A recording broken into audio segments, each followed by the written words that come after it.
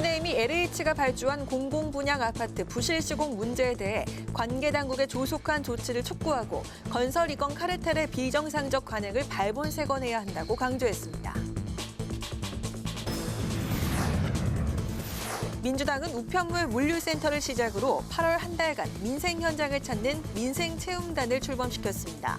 폭염에서 노동자를 보호하기 위한 산업안전보건법 개정안 등에도 속도를 낼 방침입니다.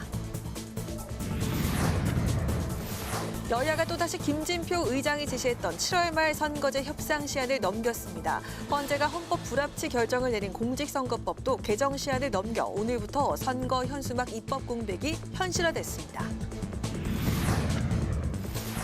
파워 인터뷰, 오늘은 조경태 국민의힘 위원과 함께 초등학교 교사 사망 이후 드러난 교권 침해 실태와 무너진 교권을 보호하기 위한 현실적 대안은 무엇인지 살펴보고 7년째 공석이던 특별감찰관 임명에 대한 여야의 시각차와 필요성에 대해 자세한 이야기 들어보겠습니다.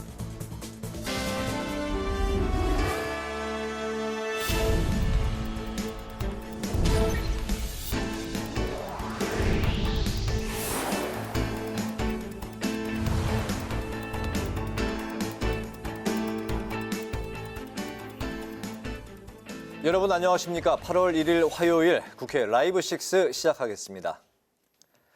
여야는 오늘 15일까지 잠정적으로 이어지는 국회 휴식기 중에도 민생 행보를 이어가고 있습니다. 국민의힘은 LH 부실 아파트에 대한 신속한 대책 마련을 촉구했고 민주당은 폭염 속 노동 현장을 찾아 고충을 듣고 관련 입법 마련에 속도를 내겠다고 강조했습니다. 보도에 김동희 기자입니다. 국민의힘은 LH가 발주한 공공분양 아파트에 철근이 누락돼 시공된 이른바 순살 아파트 사태와 관련해 국토부를 질타했습니다. 민간 아파트보다 더 튼튼해야 할 공공 아파트가 부실해 참담하다며 국토부에 원인 규명과 보강 공사를 비롯한 신속한 조치를 촉구했습니다. 그러면서 윤석열 대통령과 마찬가지로 건설 이권 카르텔을 척결 대상으로 꼽았습니다.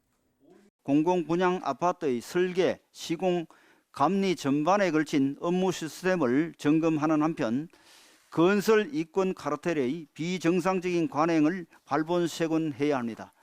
또 최근 민간 아파트의 부실 시공도 문제가 되고 있는 만큼 불량자재 납품과 불법 하도급 등 건설 현장의 문제점을 해결하는 데 힘쓰겠다고 밝혔습니다. LH를 향해선 지난 정부 때 전현직 직원 투기 문제로 실망시켰다며 청렴한 공기업으로 거듭나라고 지적했습니다. 더불어민주당은 서울 광진구에 있는 우편 물류센터를 찾아 노동자들의 고충을 들었습니다. 환기와 냉난방 설비 설치 등 작업 환경 개선을 요구하는 목소리에 박광원 원내대표는 더위가 오기 전에 조치하지 못해 송구하다고 밝혔습니다. 그러면서 기준을 초과하는 폭염엔 작업을 중지하고 휴식을 보장하는 산업안전보건법 개정안을 8월 임시국회에서 처리하겠다고 강조했습니다. 기준을 초과하는 폭염 때는 반드시 휴게 시간을 갖도록 하는 그런 내용이에요. 폭염으로 더위로 사망한 지난번에 그런 노동자들이 계셨거든요. 그런 일은 막아야죠. 박 원내대표는 국민의힘의 수해 피해 지원 법안에 이어 폭염 속 노동자를 보호할 입법 처리에 함께 나서자고 제안했습니다. 원내대표단 중심으로 민생체험단을 꾸린 민주당은 앞으로 한 달 동안 오송 지하차도 참사 유가족 면담에 이어 초등학교 교사 간담회 등 현장 목소리를 경청하고 반영해 민생 공약을 추진한다는 계획입니다. 국회 방송 김동희입니다.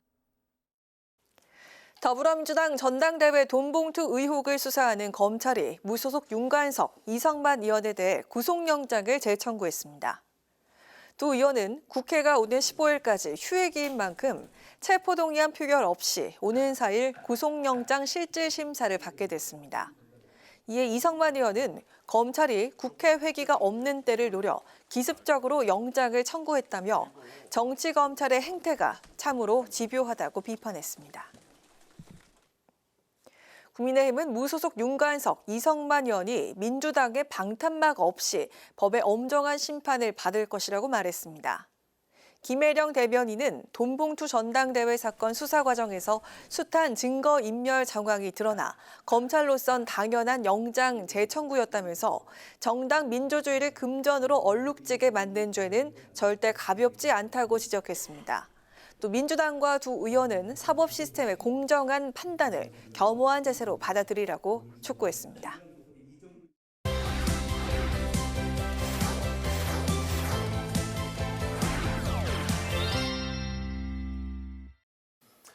네, 오늘 이슈픽 서환한 개건 기자와 함께 오늘은 휴직에 들어간 국회 안팎 이야기를 좀 더 상세하게 살펴보겠습니다. 어서 오십시오. 네, 안녕하십니까. 네. 오늘 오전부터 보수 매체들을 중심으로 김은경 민주당 혁신위원장의 발언 논란이 이제 불거졌습니다. 많은 매체에서 이제 또 다루고 방송에서도 나왔는데 여당에서도 공세를 펼쳤죠? 네, 그렇습니다. 먼저 어떤 논란이 발언이 됐는지 좀 봐야 될 것 같은데요. 네. 이 남은 수명에 비례한 투표권을 행사하는 것이 합리적일 수 있다라고 이 김은경 민주당 혁신위원장이 발언을 한 겁니다. 네. 엊그제죠. 그러니까 지난 일요일 이 서울 한 카페에서 가진 이 청년과의 자담회에서 둘째 아이가 중학교 1, 2학년일 때 엄마 왜 나이 든 분이 우리의 미래를 결정해?라고 질문을 하며 이 자기가 생각할 때 평균 여명을 얼마라고 봤을 때 자기 나이부터 여명까지 엄마 나이부터 여명까지 해서 비례적으로 투표해야 한다라는 것이 그 말이 굉장히 합리적이다라고 이 김 위원장이 발언을 한 겁니다. 민주주의의 기본 원칙인 이 1인 1표제를 뒤흔들 수 있는 발언이다라는 게 이 여당의 비판 포인트입니다.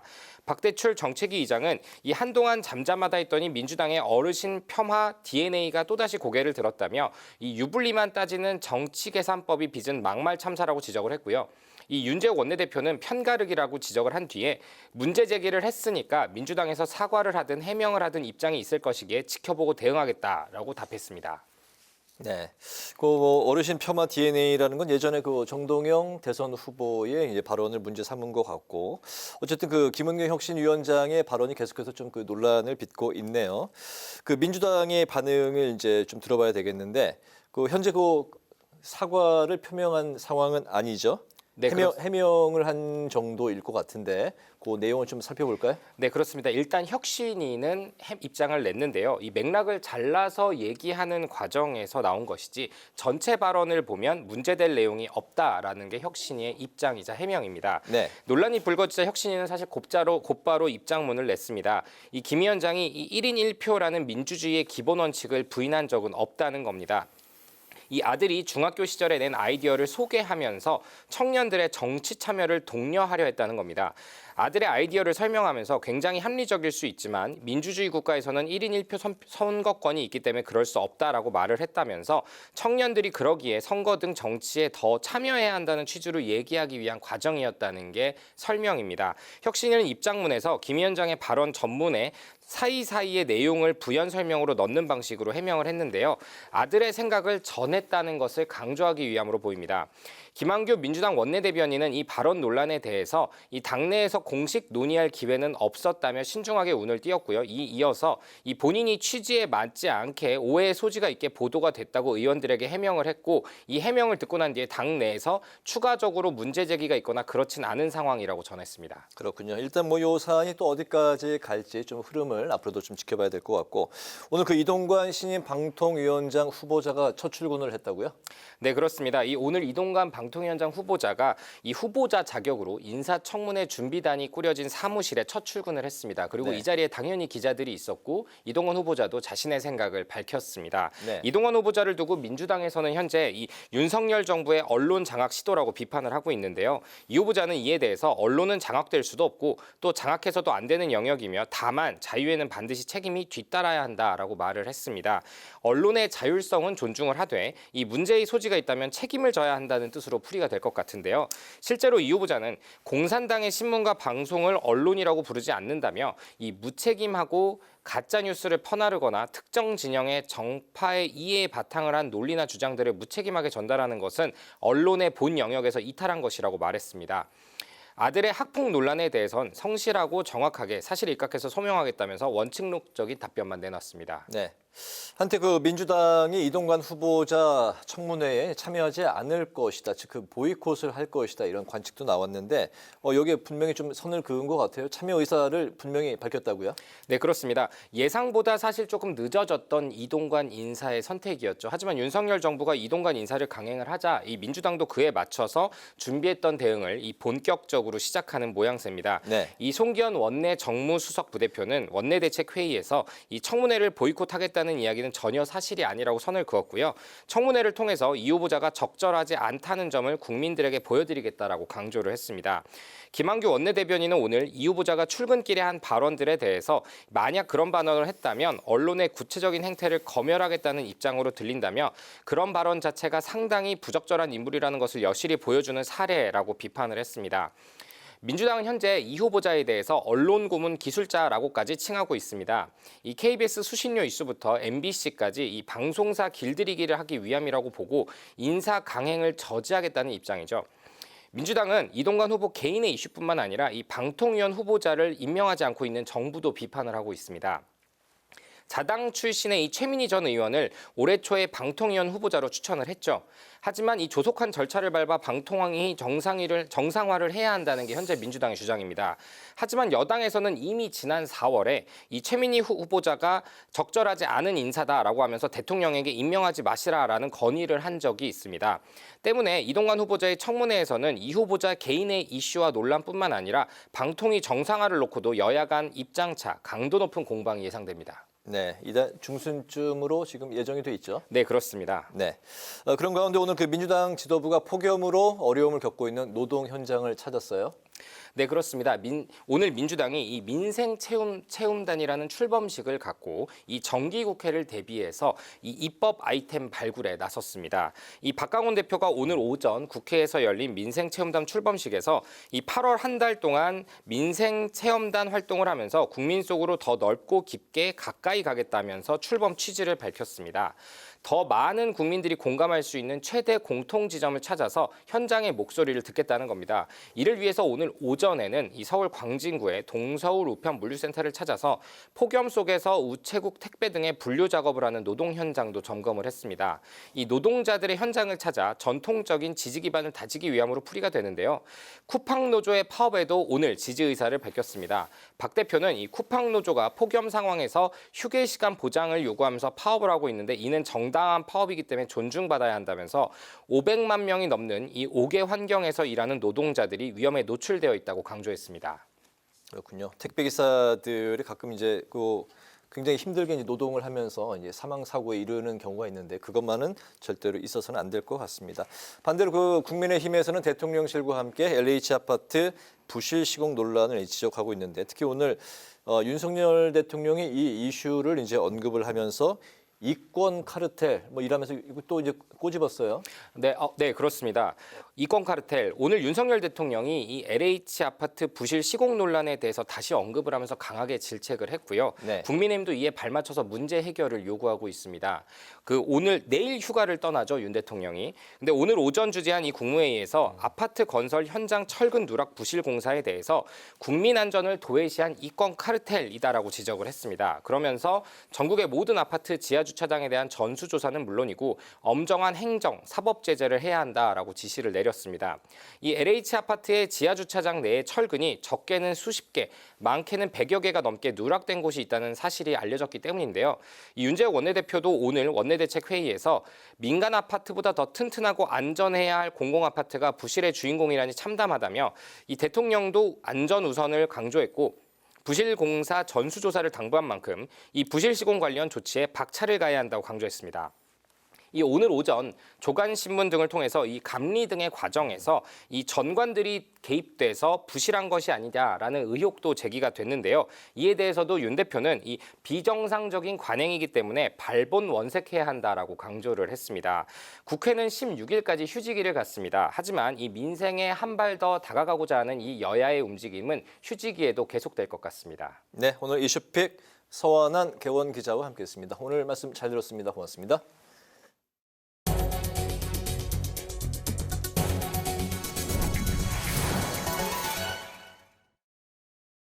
김진표 국회의장이 내년 총선을 위한 여야의 선거제 개편 협상 시한을 7월 말까지 맞춰야 한다고 했지만 8월이 된 지금도 여전히 지지부진한 상황입니다.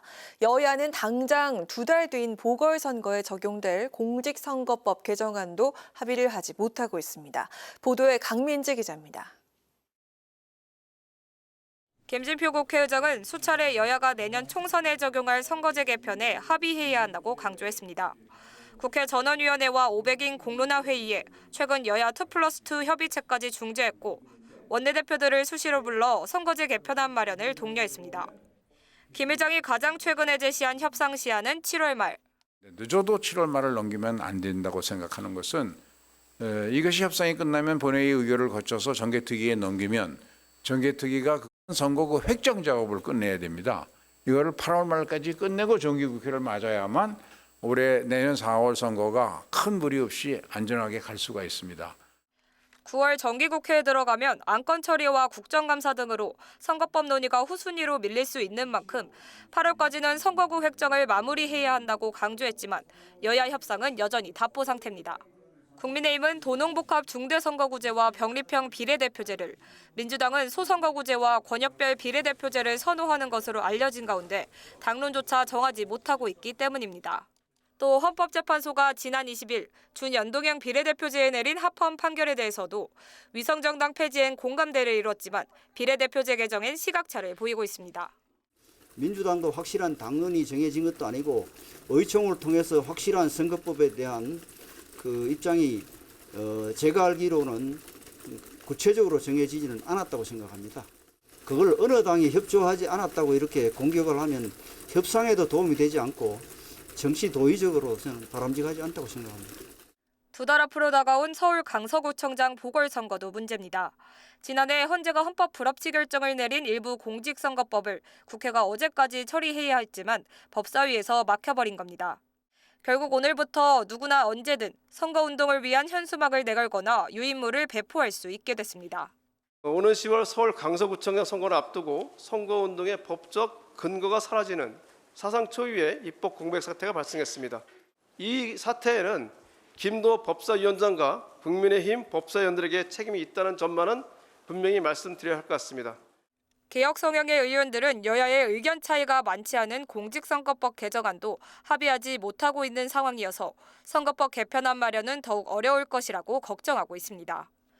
정기국회를 지나 10월 말이 돼서야 선거제 개편안 윤곽이 나타날 것이란 어두운 관측도 나오는 상황.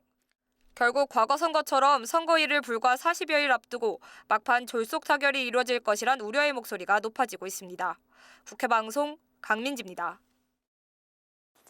국민의힘이 국민권익위원회에 국회의원 가상자산 전수조사와 관련해 이번 주 당 소속 의원들의 개인정보 제공 동의서를 받기로 했습니다. 윤재옥 원내대표는 기자들을 만난 자리에서 국민의힘은 전수조사에 언제든지 적극적으로 협조하겠다는 입장을 가지고 있었다고 말했습니다. 한편 전수조사 대상에 배우자를 포함하는 문제에 대해서는 정당 간 협의를 통해 정보 제공과 조사 범위를 통보할 것이라며 권익위가 정보를 제공하라고 할 입장에 있지 않다며 선을 그었습니다. 거액의 코인 투자 논란으로 더불어민주당을 탈당한 김남국 의원이 민주당 소속 의원들에게 친전을 보내 국회 윤리심사자문위원회의 의원직 제명 권고가 부당하다고 호소했습니다. 김 의원은 어제 민주당 각 의원실로 보낸 친전에서 자문위가 제명 권고의 근거로 불성실한 소명 등을 꼽은 데 대해 이해하기 어렵다며 성실한 자세로 임했다고 반박했습니다. 또 자신의 가상자산 거래가 국민 정서와 눈높이에 맞지 않는다는 점은 반성하지만 다른 사례들과 형평성을 고려하면 제명 권고는 합당한 처분일 수 없다고 주장했습니다.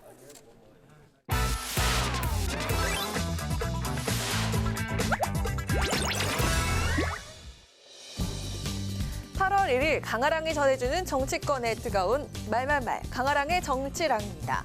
첫 번째 주제는 대통령의 휴가입니다. 본격적인 휴가철을 맞은 8월 초 윤석열 대통령도 내일부터 여름 휴가에 들어갑니다.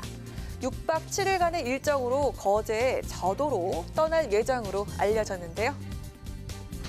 원래는 그 여름 휴가를 저도를 계속 갔다고 오는데 거제도라서 좀 생각을 하고 있다가 좀 대우조선 때문에 좀 어떻게 할지 좀 지켜보고 있습니다. 지난해엔 취임 이후 첫 여름 휴가를 서초동 사저에 머무르며 대학로의 한 극장에서 연극을 관람하기도 했었죠. 거제 저도는 바다의 청와대란 의미에서 이른바 청해대라고 불리는 대통령 별장이 자리한 곳입니다. 전두환 전 대통령에 이어 노태우, 김대중, 이명박, 박근혜 전 대통령도 여름 휴가철에 저도를 방문한 바가 있는데요. 박근혜 전 대통령은 취임 첫 해인 2013년 저도를 찾아 해변가에 쓴 저도의 추억이란 글씨가 주목을 받기도 했었죠. 자, 그렇다면 저도는 과연 어떤 곳일까요? 경남 거제시와 부산 가덕도를 잇는 거가대교가 지나는 곳에 있는 섬으로 이승만 전 대통령이 1954년 여름 휴양지로 선택하면서 대통령의 대표적인 여름 휴가지로 이용되기 시작했습니다. 하늘에서 보면 돼지처럼 생겼다고 해서 돼지섬으로도 불리면서 면적은 43만 4천여 제곱미터에 달합니다. 동백과 해송, 팽나무 등의 울창한 숲과 200m에 이르는 백사장이 특징입니다. 박정희 전 대통령이 1972년 저도를 대통령 별장으로 공식 지정하면서 일반인 거주와 방문이 불가능해졌고요. 어로 행위도 전면 제한됐습니다. 1993년 김영삼 정권 시절 지역사회에서 반환 요구가 일자 대통령 별장 지정을 해제하고 거제시에 환원했지만 2008년 이명박 전 대통령이 대통령 별장으로 재지정하면서 다시 일반인 출입이 어려워졌습니다. 자, 그런데 다시금 문재인 정부가 대선 공약에 따라 2019년 9월부터 1년간 이 저도를 시범 개방하면서 다시 민간의 일부 개방된 바가 있기도 합니다. 윤 대통령은 여름 휴가 기간 동안 휴식과 함께 숙고와 경청의 시간을 가지면서 본격적인 국정 운영 구상에 나설 전망인데요. 8.15 광복절 특별 사면, 18일 한미일 정상회의 등 주요 현안들이 줄줄이 기다리고 있고 일부 부처 장관을 교체하는 개각 등도 검토할 것으로 전해지고 있습니다. 김기현, 이재명 양당의 두 대표도 나란히 여름 휴가에 들어갔습니다. 책을 읽으면서 전국 구상을 하겠다고 밝히기도 했습니다.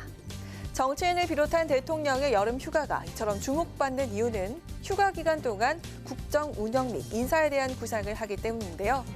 휴가 후 윤 대통령은 과연 어떤 방향성과 전국 구상을 내놓을까요? 자, 이어서 두 번째 정치당은 여명 비례투표입니다. 김은경 민주당 혁신위원장이 노인 비하성 발언 논란에 휩싸였습니다. 한 청년 세대 좌담회에서 왜 미래가 짧은 분들이 젊은 사람들과 1대1로 표결해야 하느냐면서 이른바 남은 수명에 비례한 투표권을 주장한 건데요. 이를 두고 여당의 맹폭이 이어졌습니다. 1인 1표 원칙이 합리적이지 않다는 것처럼 이야기했다는 오해를 사기에 충분합니다. 혁신위도 그런 구태에 빠져 있다면 민주당의 혁신은 이미 물 건너 간 것입니다. 현대판 고려장 집에 박혀 계셔라는 이런 망언에 버금가는 끔찍한 발언입니다. 휴가 중인 김기현 대표도 김은경 위원장의 사퇴를 촉구하며 맹 비판했습니다. 그렇다면 민주당 내 반응은 어땠을까요? 그건 언론의 과도한 해석이죠. 보이스 비 앰비셔스. 청소년들의 야망을 가져라. 그러면 청소년들에게 용기를 주고 도전 정신과 앞으로 미래를 개척할 이런 얘기잖아요. 무지한 건지 아니면 인식이 아주 깊게 잘못된 건지 참 너무 좀 황당합니다. 그런 인식과 그런 자세를 가지고서는 과연 더불어민주당의 혁신의 역할을 앞장서서 할 수 있을까 그런 의문이 듭니다. 이처럼 친명과 비명 간의 의견이 엇갈리는 평가가 또 나왔습니다. 김은경 위원장은 이번 논란에 대해 발언의 전체 취지를 왜곡해서 어르신 폄하로 몰아가는 것은 구태적인 프레임이자 전형적인 갈라치기 수법이라고 반박했습니다. 이딴 설화로 또 한 번 구설에 오른 김은경 혁신위원장. 총선을 앞두고 민감한 사안에 논란을 일으킨 만큼 당 내에서도 곤욕스러운 기색이 역력한데요. 여당의 맹 비판과 혁신위 해체 요구에 어떤 반응을 내놓을지 상황을 지켜봐야 할 듯합니다. 지금까지 강아랑의 정치랑이었습니다.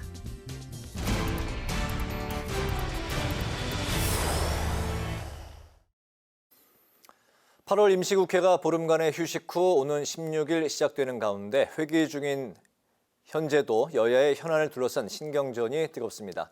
이 와중에 오늘 돈봉투 의혹을 받고 있는 윤관석, 이성만 의원에 대해 검찰이 오늘 구속영장을 재청구했는데요. 그렇기 때문에 오늘은 김영배 민주당 의원에게 민주당 상황을 비롯한 정치권 현안을 몇 가지 물어보겠습니다. 의원님 안녕하십니까? 반갑습니다. 네, 안녕하세요. 김영배입니다. 네. 민주당 돈봉투 살포 의혹을 수사 중인 검찰이 윤관석, 이성만 의원에 대한 신병 확보에 다시 나섰는데요. 네. 국회가 이제 그렇죠. 예, 회기가 이제 아니기 때문에 체포 동의안 표결을 거치지 않고 바로 영장 실질 심사를 이제 받게 될 것 같습니다. 검찰이 이렇게 재차 영장 청구를 한 이유를 두고 이재명 대표와의 연관설도 이제 제기가 되고 있는데 이에 대해서는 전반적인 그 민주당 안의 그 반응부터 좀 살펴볼까요? 우선은 이게 이제 한번 국회에서 기각된 체포영장이 재청구된 사례가 헌정사상 처음이라고 합니다. 네. 그래서 굉장히 이례적으로 우선은 받아들이는 분위기고요. 그럼에도 불구하고 이제 비회기 중에 청구된 것이라서 이거는 이제 8월 4일 날 아마 영장 실질 심사를 서울지방법원에서 하는 걸로 제가 봤는데요. 네. 이건 아마 법원의 판단을 지켜볼 문제라고 그렇게 보여집니다. 그렇군요. 네. 네, 민주당이 봐주기 수사 의혹을 제기하면서 쌍방울 대북 송금 사건을 수사 중인 검사 명단을 공개했습니다. 검찰 내부에선 협박이나 다름이 없다 이렇게 성토가 터져 나오고 있고 여당은 좌표 찍기로 인신 공격을 유도하고 있다 이렇게 비판했는데 민주당은 지난해 말에도 이 대표 관련 사건 수사 검사들의 명단과 그 사진을 공개한 바가 있죠. 이 대표 그 소환을 앞두고 있는 만큼 민감한 시기이기도 한데 민주당 이 행보가 효과적일까요? 어떻게 보십니까? 검사 명단은 저희들이 공개한 게 아니고요. 그건 원래 공개가 되어 있는 겁니다. 일반인들께서도 검찰청이나 이렇게 홈페이지나 기타 가시면은 확인할 수가 있거든요. 그래서 이거는 보도나 이런 데에도 보면은 명단이 나오는 거라서 특별히 저희들이 뭐 아주 이제 비밀이고 비공개인데 마치 뭘 공개한 것처럼 얘기하는 것은 조금 맞지는 않는 것 같고요. 다만 이제 검찰이 좌표 찍기다 이렇게 이제 막 이렇게 반발하고 있는 문제는 오히려 그동안도 그랬지만 이번에 이제 쌍방울 수사 관련해서도 보면은 피의 사실이 일방적으로 공표가 되고 검찰만이 알 수 있는 정보들이 국민들한테 무분별하게 좀 이렇게 언론을 통해서 유포가 돼서 사실은 오히려 그동안의 검찰 개혁 과정에서 피의 사실 공표가 검사들에게 큰 이제 문제가 돼서 이걸 하지 않는 것으로 됐는데 이게 오히려 저는 더 문제가 되는 상황으로 볼 수도 있어서 이거를 검찰이 이렇게 일방적으로 막 이렇게 자기들을 반발한다 이렇게 보는 거는 맞는 시각은 아니라고 봅니다. 다만 민주당이 뭐 수사를 방해하거나 수사를 뭐 안 받으려고 한다거나 그건 절대 아니다. 그래서 오히려 이거는 검찰이 프레임을 만들어서 민주당을 몰아세우려고 하는 그런 걸로 좀 보이지 않나 싶은 생각이 있어요. 네네. 김은경 민주당 혁신위원장의 노인 비하성 발언이 논란이 되고 있습니다. 이 와중에 네. 양이원영 민주당 의원도 오늘 미래에 살아있지도 않을 사람들이 투표한다고 이제 발언을 했는데 민주당은 현재 이제 사과 대신에 이제 해명을 한 걸로 전해지고 있는데요. 그 의원님께서는 이 논란의 발언 어떻게 들으셨고 현재 그 민주당의 전체적인 그 분위기도 같이 좀 전해 주실까요? 예, 좀 다소 안타까운 상황인데요. 네. 혁신위원장의 발언이 전체적인 맥락이나 진위는 보니까 전혀 그런 맥락이 아니고 청년들이 좀 정치 참여를 많이 해야 되지 않느냐 이런 이야기이던데 그럼에도 불구하고 이제 약간 오해의 소지가 있는 부분도 뭐 없지 않아 있을 수 있다고 저도 이제 좀 보이던데요. 이럴 때는 사실은 이제 약간 이렇게 쿨하게 진위는 그렇지 않지만은 앞으로 오해 살 일을 주의하겠다 이런 식으로 좀 딱 잘라서 쿨하게 하면 오히려 더 금방 이렇게 좀 없어질 문제일 수도 있을 것 같은데 약간 대응이 좀 아쉽다 이렇게 말씀을 드리고 싶네요. 네. 네, 그리고 대통령실이 민주당이 요구한 특별감찰관 임명에 대한 입장을 어제 밝혔습니다. 문재인 정부 네네. 이후 7년 가까이 공석인 상황이죠. 국민의힘은 문정부 내내 특감 임명을 거부한 점을 내세우면서 역공에 나섰는데 이 특별감찰관 도입의 필요성을 어떻게 보십니까? 예, 특별감찰관 제도는 윤석열 대통령의 공약 사항입니다.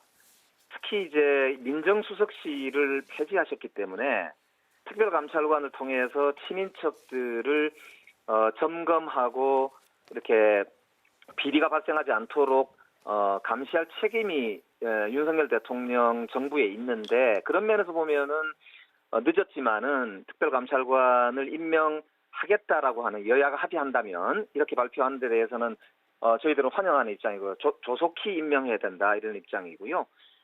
문재인 정부에서 임명하지 않았다는 그거는 오해입니다. 왜냐하면 문재인 정부에서는 민정수석실도 있었고요. 그다음에 공수처를 신설해서 상당히 친인척들이나 대통령 주변을 관리하기 위해서 굉장히 애를 썼다는 건 국민들도 잘 알고 계시기 때문에 오히려 그 당시에 여야가 이 특별감찰관 제도에 대한 이렇게 사람을 추천하는데 합의를 못 봤을 뿐이지 그걸 거부했다거나 그런 건 전혀 아니다. 이런 말씀을 더불어서 좀 드리고 싶고요. 조속히 민주당도 임명 절차가 진행이 될 수 있도록 협조할 예정이기 때문에 특별감찰관은 하루라도 빨리 임명되는 게 옳겠다. 이렇게 생각이 되고 특히 사상 최초로 지금 대통령의 장모가 직접 구속된 상태인데다가 양평 고속도로 이 특혜 의혹 관련된 의혹이 눈덩이처럼 불고 있기 때문에 이 문제는 국민적으로도 관심사여서 빨리 임명되는 게 옳지 않을까 그렇게 보고 있습니다. 네, 명료한 답변 잘 들었습니다. 오늘 말씀 여기까지 듣겠습니다. 고맙습니다. 네, 감사합니다. 네, 지금까지 김영배 더불어민주당 의원과 이야기 나눠봤습니다.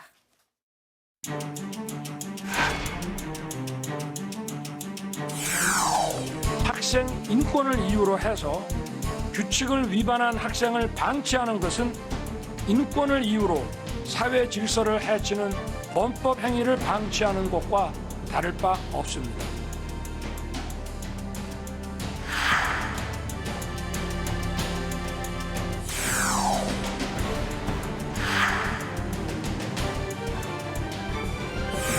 육 년 내내 자행한 직무유기에 대해 사과 한마디 없이 대체 무슨 낯으로 지금 특별감찰관제를 이야기하는 것입니까? 권력의 힘으로 대통령 친인척의 이권 카르텔을 계속해서 보장하고 범죄 혐의를 덮으려는 것이 아니라면 본인이 약속한 특별감찰관을 도입해야 합니다.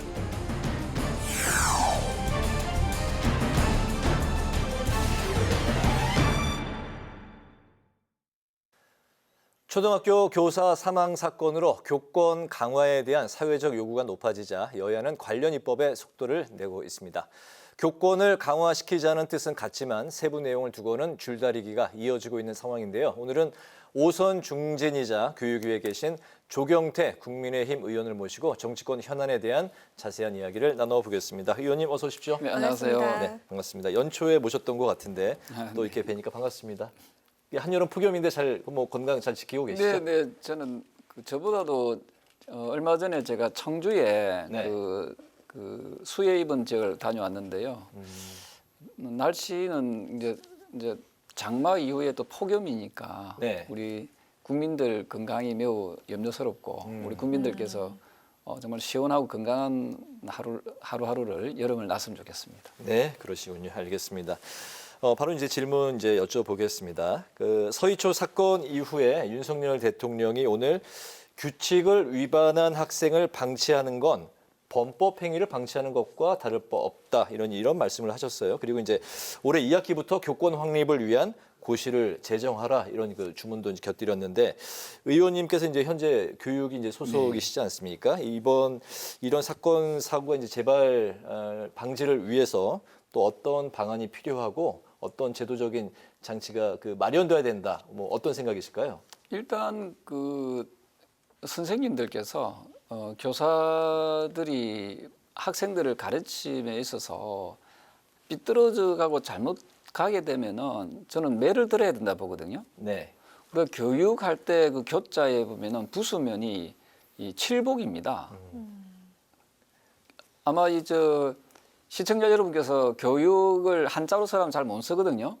교육부 관계자들도 한자를 못 쓰더라고요. 획이 많죠. 예. 네, 획은 많지만 그 기본적인 그 교자, 가르칠 교자에 대해서는 알아야 된다 이 말입니다. 그게 뭐 나쁘게 매를 드는 게 아니라 네. 사랑에 매지요. 그게 굳이 뭐 우리가 폭력적 행위를 하자는 뜻은 아닙니다. 과거에 네. 한석봉 우리 선비의 어머니께서 그 아이를 그 당시 어린 한석봉을 갖다 엄하게 교육을 훈육함으로써 잘 성장했잖아요. 네. 그래서 우리 선생님들께서 애가 졸고 있거나 나쁜 짓 할 때는 못하게 막아야 되는 거 아닙니까?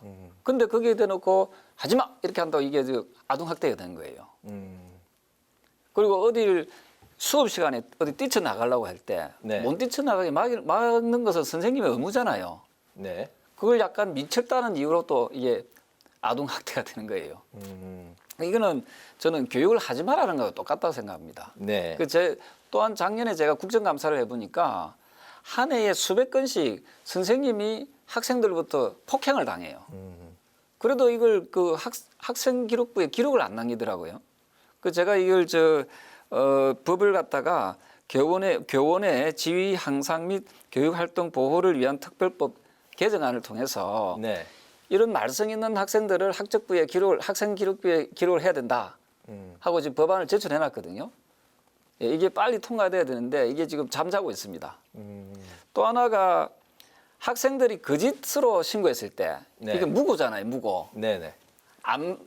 야단을 안 맞았는데 야단 맞은 것처럼 하고 선생님이 그런 행동을 안 했는데 행동인 것처럼 해가지고 억울하게 누명 쓰는 선생님들이 많아요. 아, 네. 그래서 이 부분도 제가 개정안을 지금 발의 중에 있거든요. 무고죄를 넣어가지고 그래서 우리가 아이들이 제대로 성장할 수 있도록 네. 도덕과 윤리를 의식을 갖춘 올바른 학생으로 성장할 수 있도록 하려면은 저는 교권은 반드시 확립돼야 된다 이렇게 보고 있죠. 그럼 무고죄에 대해서는 그럼 어떤 뭐 좀 벌을 받아야 된다라고 사실은 생각하십니까? 무고죄면은 일반적으로 사회에 나와서는 그 구속감이잖아요. 거의. 네. 근데 이제 학생이다 보니까 무고에 대해서도 어쨌든 어떤 엄하게 처벌할 수 있는 조항을 만들어서 또 기록에 남겨야 된다. 그래서 아이들이 어릴 때 성장하는 그 동안에는 정말 바르게 올곧게 자랄 수 있도록 하는 것이 교육의 참교육이 아닌가 이렇게 보고 있는 거죠. 네.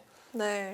이렇게 그 교권 회복을 위한 입법에 속도를 내고 있는 상황인데 일부 그 민주당 의원들은 학교폭력 생활기록부 기재를 의무화하는 이 법안을 반대를 했습니다. 지나친 악인 효과가 생길 수가 있고 또 그 학생들의 입시와 좀 직결이 되는 그런 문제다 보니 학부모들이 그 소송을 남발할 우려가 있다라는 그 이유 때문인데 자 어떤 입장 갖고 계실까요? 이 민주당 사람들 보면은 그 논리적으로 안 맞는 주장들 많이 해요. 제가 학교 폭력에 대해서도 정말 심각한 학생들에 대해서는 학교 폭력을 심각하게 하면 그 아이가 극단적 행동을 하거든요. 피해자 네. 아이가.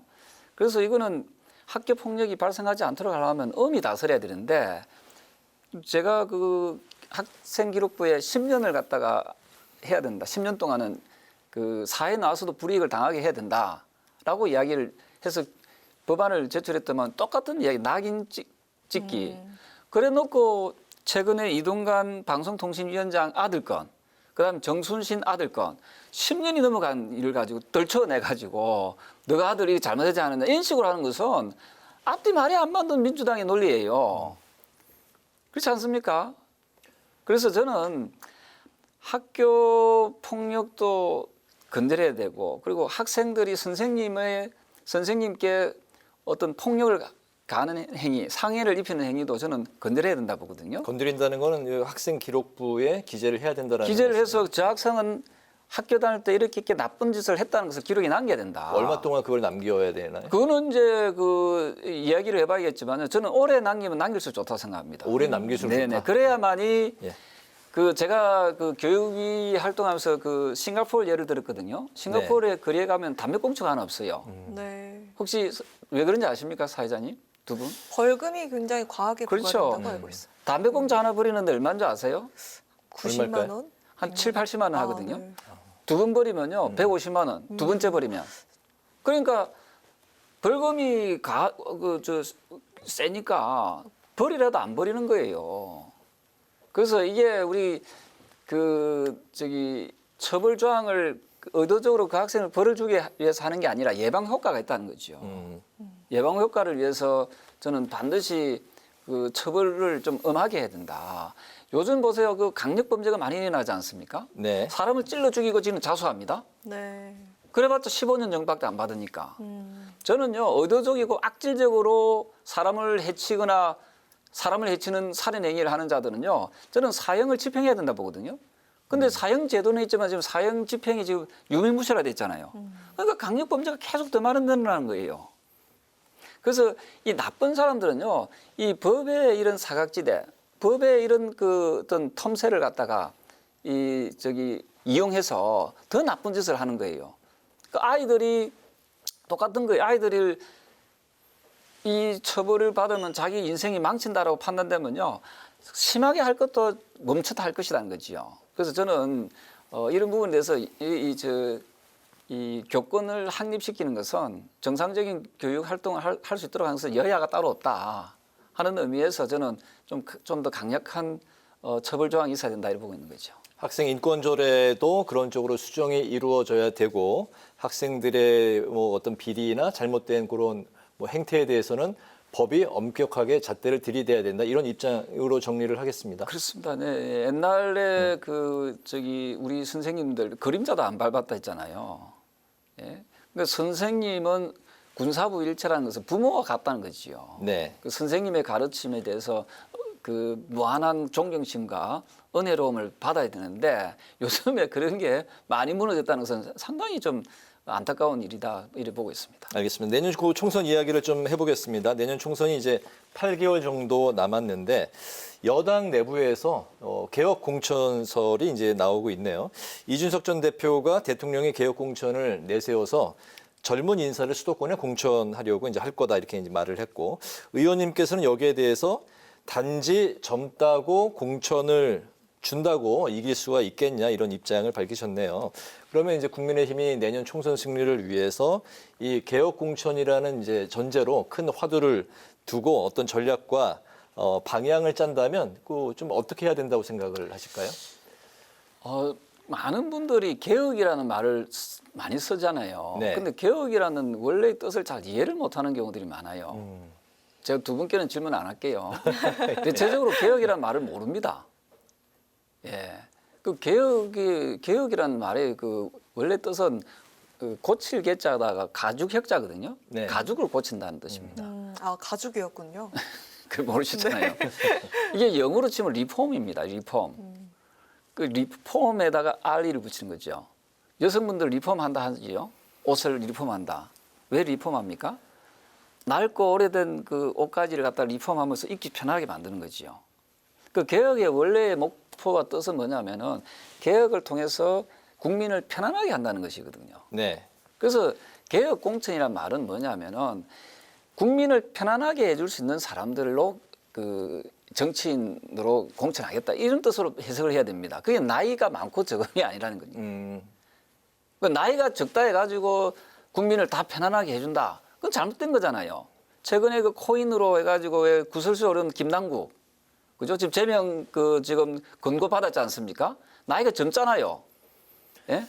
의원님이 그 교육위에서도 많이 혼내시는 장면 뉴스에서 많이 그래서 봤습니다. 제가 이야기하고 싶은 것은 젊다는 걸 가지고 개혁이라는 표현 자체가 아주 너무 모순된 말이라는 거지요. 네네. 그래서 개혁 공천 해야죠. 그 개혁 공천의 그 의미는 뭐냐면은 제대로 된 사람, 정말 국가 간이 투철하고 또 국민의 삶을 온몸을 던져서 보살필 수 있는 그런 그 열렬한 마음이 있는 사람들이 저는 공천이 되는 것이 그게 진정한 개혁 공천이다 이렇게 보는 나이랑 거죠. 상관이 없다. 나이와 관계없. 나이는 숫자별로 하는 거죠. 숫자다 이거죠. 예. 그 요즘에는 젊은 정치인들 중에서 더 못된 짓 하는 사람도 많잖아요. 제가 대표적으로 김남국이 예를 들었지만은 그 초선밖에 안 됐어요.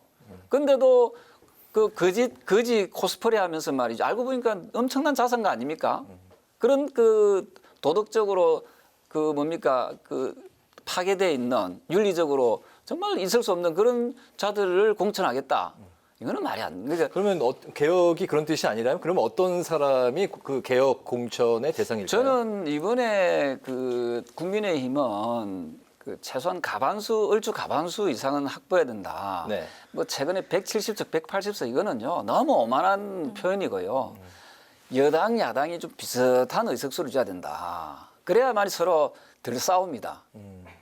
한쪽이 너무 힘이 강하면요, 이거는 반드시 독주 내지 독재를 할 수밖에 없어요. 네. 그래서 서로 비슷하게 최소한 내년에 우리가 150석 정도 확보하기 위해서는 거기에 그 경쟁력이 있는 정말 각 그 지역구별로 경쟁력을 다 따져볼 거 아닙니까? 네. 그래서 경쟁력 있는 후보를 잘 선별해서 해야 되고요. 그래서 그러기 위해서는 지금 조금 늦은 감이 있거든요. 국민의힘은 총선 기획단을 빨리 구성해서 그런 활동에 들어가야 된다 이렇게 보고 있는 거죠. 알겠습니다. 네. 네. 자, 이 질문도 좀 들어보겠습니다. 김건희 여사 일가와 관련한 각종 의혹들이 불거지면서 민주당은 대통령 친인척을 감찰하는 특별감찰관 임명 카드를 꺼냈는데, 자, 국민의힘 측에서는 문정부에선 도입을 거부해놓고 이거 무슨 낯으로 제안하냐면서 역공을 가하고 있는 상황이고요. 7년째 공석이던 이 특별감찰관 도입에 대해서 지금 이 시점에 이게 꼭 필요하다고 생각을 하십니까?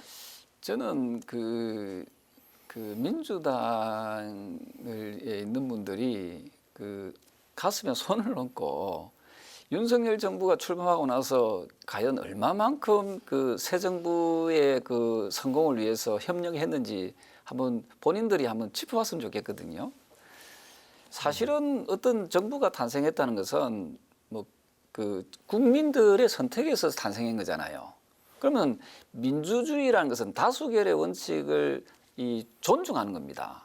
그렇지 않습니까? 네. 그러면은 새로운 정부에 대해서는 도와줄 거 있으면 좀 도와주면서 또 비판할 건 비판해야 되는데 이건 처음부터 끝까지 비판하고 윤석열 대통령이 얼마나 깨끗했으면 역으로 얼마나 윤석열 대통령한테 공격을 못해요.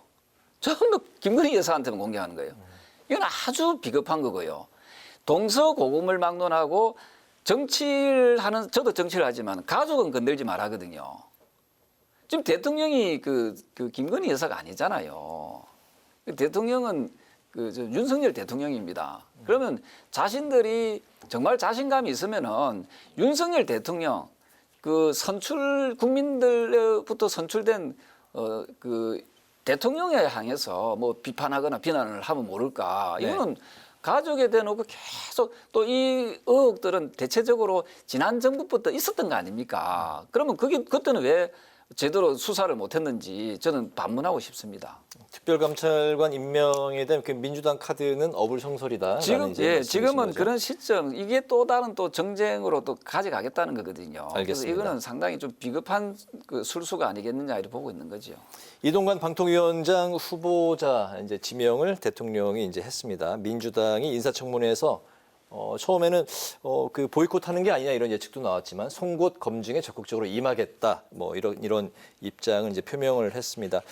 이동관 방통위원장 후보자에 대한 여러 가지 이제 뭐 그 몇 가지 그 논란과 해명에 대한 부분이 언론에서 많이 나오고 있는데 가장 핵심이 방송 장악 논란인 것 같습니다. 이 사안에 대해서 의원님은 어떻게 보고 계실까요? 글쎄요, 요즘 시대에 그 방송을 장악할 수가 없습니다. 개인 유튜브가 다 있잖아요. 네. 예, 또 그 짓으로 뭘 하려고 해도 이미 그런 부분에 대해서 처벌받은 전례도 있고 하기 때문에 이동관 그 신임 방통위원장 내정자는 상당히 공정한 방송을 천명을 했더라고요. BBC라든지 NHK 같은. 네. 그래서 어디에 치우침이 없는 그런 방송을 한번 선보이겠다라고 이야기하면은 저는 그동안의 방통위원장 중에서 이렇게 스스로가 공정성을 내세우는 위원장이 있었는지 묻고 싶고요. 그리고 시키보고 정말 잘하면 박수 치고 근데 정말 편파적으로 하면은 또 각 방송국마다 노조가 있지 않습니까? 노조가 가만히 있겠습니까? 그래서 그 인사권자의 인사에 대해서 좀 존중해가면서 네. 특별한 하자가 없다면은 저는 그 이번 인사에 대해서는 좀 존중하는 것이 좋겠고요. 그리고 또 이동관 신임 방통위원장이 취임이 되면 그 약속대로 정말 공정한 방송이 좀 되기를 정말 희망하거든요. 그 저도 혹시나 너무 편파적이다 보면 조겐트부터 가만 안 있겠습니다. 근데 아마 그렇게까지 하시지는 않을 거다. 저는 그렇게 믿거든요. 그 민주당 주장에는 또 그 총선하고 연결시켜서 이렇게 그 나오는 것 같습니다. 맞습니다. 그러니까 우리 저 두 분 사회자님도 계시지만은 각 방송국마다 노조가 얼마나 셉니까? 노조가 다 민주노총 이런 소속이죠. 이 분들이 예를 들어서 한쪽 방향으로 방송을 장악하겠다라면 그 노조들부터 가만히 있을 거거든요. 그러니까 현실적으로 할 수 없는 이야기를 야당에서 지금 주장하는 게 저는 어불성설이고 설득력이 없다 이렇게 보는 거죠. 네. 네, 이재명 대표가 기시다 총리에게 서한을 보냈는데 그 내용이 그 일본 원전 오염수 방류 보류를 촉구하는 내용이었습니다. 지금 이 시점에서 이 대표 서한 적절했다고 보십니까? 대단히 부적절하고요. 그 좀 공부 좀 했으면 좋겠어요. 그 석사 논문도 뺏겨가지고 다시 돌려줬다 하잖아요. 이재명 더불어민주당 대표가요. 네. 그래서 지금부터라도 좀 상식적인 공부를 좀 했으면 좋겠어요. 우리나라 과학이 미국이나 유럽보다 뛰어나지는 않잖아요. 그렇지 않습니까? 우리나라는 노벨상 한 명도 없어요. 평화상 빼고는. 공부를 해가지고 하는 그 과학상 받은 적이 없다니까요. 근데 이미 미국, 캐나다, EU 다 이게 찬성하고 있는 거 아닙니까? 그리고 우리 예산정책처입니까? 국회에서 2년 전에 했던 조사에 보면은 후쿠시마 오염 처리수를 방류했을 때 가장 먼저 타격을 입는 국가로 뽑으면은 미국과 캐나다거든요. 네. 이게 해류를 따라 흘러가니까. 근데 정작 미국과 캐나다는 괜찮다는 거 아닙니까? 근데 무슨 과학적 근거로 자기는 그 보류를 촉구하고 있는지, 이게 마치 국민을 위하는 척하지만 이거 역시도 반일 감정을 일으켜서 내년 총선을 이용하겠다는 거거든요. 저는 이분들 보겠습니다. 30년간 정말 우리나라 수산물 안 먹는지, 그죠? 만약에 그 사이에 우리 시청자 여러분들도 똑똑히 좀 기억하고 남기십시오. 30년간 정말 우리나라 수산물 안 먹는지 보겠습니다. 그래서 저는 정치인은 거짓말을 하면 안 돼요. 정치인은 거짓말을 하면 안 되고, 정치는 정말 정직하게 오로지 국민과 국가를 위하는 마음으로 저는 그 정치를 해야 된다. 이런 입장입니다. 알겠습니다. 이제 국회 라이브 6 파워인터뷰 이제 마칠 시간이 됐습니다, 의원님. 지금까지 조경태 국민의힘 의원과 함께 무너진 교권을 보호하기 위한 방안과 여야의 특별감찰관 임명 공방에 대한 관련한 자세한 이야기를 나눠봤습니다. 오늘 말씀 잘 들었습니다. 네, 잘 들었습니다. 감사합니다. 네, 오늘 국회 라이브 6는 여기까지입니다. 시청해주신 여러분 고맙습니다.